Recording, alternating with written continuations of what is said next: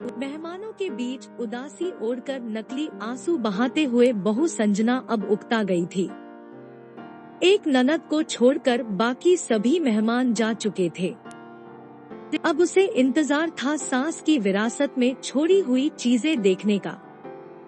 उनकी आलमीरा के चाबी की जानकारी केवल ननद मीना को ही थी। उसने सबके सामने आलमीरा खोली। सामने ही लॉकर की चाबी और एक कागज का पुर्जा पड़ा था। मीना ने माँ का लिखा हुआ संदेश पढ़ा। माँ ने अपने जेवर इकलौती पोती और बेटी के नाम किए थे। कैश रुपयों पर बेटे का अधिकार था। उनके सभी नए पुराने कपड़े गरीब महिलाओं में बांट दिए जाने का जिक्र था। एक सीलबंद पैकेट था जिसके ऊपर एक पिन किए हुए कागज पर लिखा हुआ था, यह पैकेट बहू के लिए है, लेकिन वो इसे अपने बेटे मेरे पोते अनुज की शादी के 1 वर्ष बाद ही खोल सकेगी। मेरी अंतिम इच्छा के अनुसार तब तक यह बैंक के लॉकर में रख दिया जाए। बेटे ने वह पैकेट बैंक के लॉकर में रखवा दिया। दिन गुजरते गए। 6 महीने बाद अनुज की शादी हो गई। सगाई पहले ही हो चुकी थी। बहू आराधना के घर में आते ही संजना ने कुछ राहत महसूस की। अब वो अपना ध्यान अपने पति और अपने स्वास्थ्य पर ही देना चाहती थी। वह बात बात पर बहू को निर्देश देती, लेकिन आराधना उसके कहे को एक कान से सुनकर दूसरे से झटक देती। सास की कही हर बात का उल्टा जवाब देती। धीरे धीरे उसने सास को रसोई से बेदखल कर दिया। समय गुजरता रहा और संजना हालात से समझौता करती गई। अब पुराना संयुक्त परिवारों का जमाना नहीं रहा, जब सास बहू पर हावी हुआ करती थी।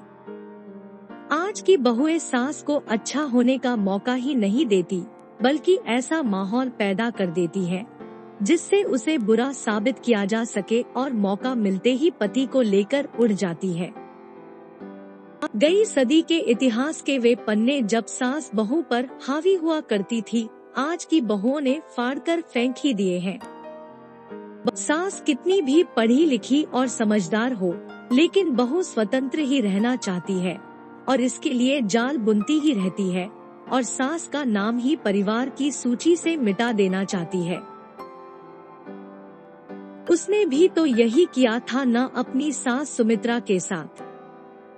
वो पढ़ी लिखी सुलझे विचारों की महिला थी और अपनी पुराने विचारों की सास से मिले हुए कष्टों को भूलकर संजना को हर तरह की सुविधाएं, सहयोग और प्यार देकर सास के नाम पर लगे मनहूस धब्बे को हमेशा के लिए मिटाकर नया इतिहास रचना चाहती थी। लेकिन संजना क्षण भर भी खुशी न दे सकी थी उसे। आज उसे सास की बहुत याद आ रही थी। तभी सामने लगे कैलेंडर पर उसकी निगाह पड़ गई। 2 दिन बाद ही बेटे बहू की शादी की पहली वर्षगांठ है। सास की वसीयत के अनुसार 1 साल पूरा हो चुका था। तीसरे दिन ही वो बैंक जाकर लॉकर से अपने नाम का पैकेट निकलवा कर ले आई। मन में उथल पुथल मची हुई थी कि आखिर उसे सास ने क्या दिया होगा।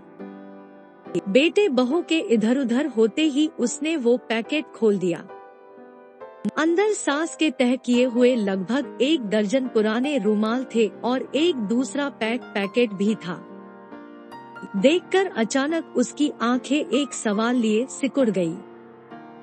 साथ ही पिन किए हुए कागज पर लिखे शब्द पढ़ने लगी बहू, ये वे रुमाल है जिनसे मैं बेटे का विवाह होने के 1 साल बाद से मृत्यु पर्यंत आंसू पोंछती रही। पढ़कर उसकी आंखों से अविरल आंसू बहने लगे। रोते रोते उसने दूसरा पैकेट खोला। उसमें उतने ही बिल्कुल नए रुमाल थे और वैसा ही कागज का टुकड़ा पिन किया हुआ था। उसे कहीं से सास की आवाज सुनाई दी, बहू रो रही हो ना? ये रुमाल तुम्हें अपनी अंतिम सांस तक आंसू पोंछने के काम आएंगे। और उसने एक रुमाल उठाकर अपने आंसू पोंछ लिए।